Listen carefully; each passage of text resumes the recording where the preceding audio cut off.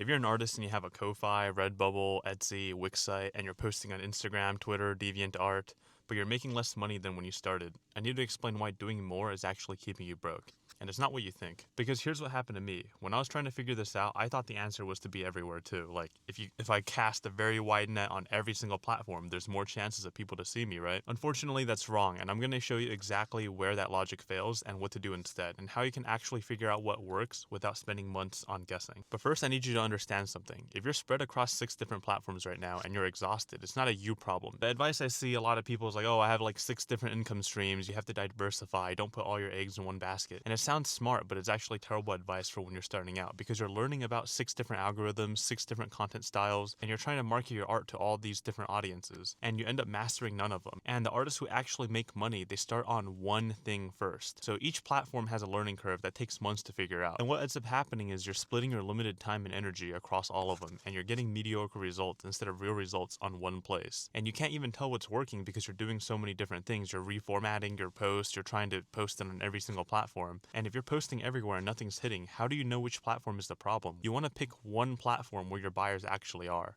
and you pick one offer or product to sell.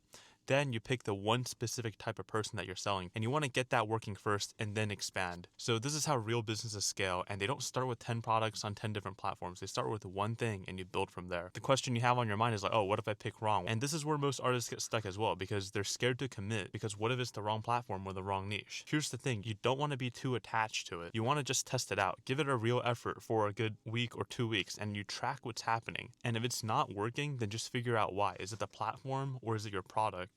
Or is it the audience? Or is it your offer, right? There's only one thing that you need to change, and you pivot one variable instead of everything at once. And this is called iterating. You're running experiments instead of just guessing. And you have to keep in mind that your style is not set in stone. I know this is going to be controversial, but you have to hear me out. A lot of artists, they have one style that they refuse to change because it's their style, it's their art. And I get it. But if your style isn't selling after months of effort, you only have 2 realistic choices. You can keep doing what you're doing and stay stuck, or you adapt and you figure out what the market actually wants, so then you can meet it there.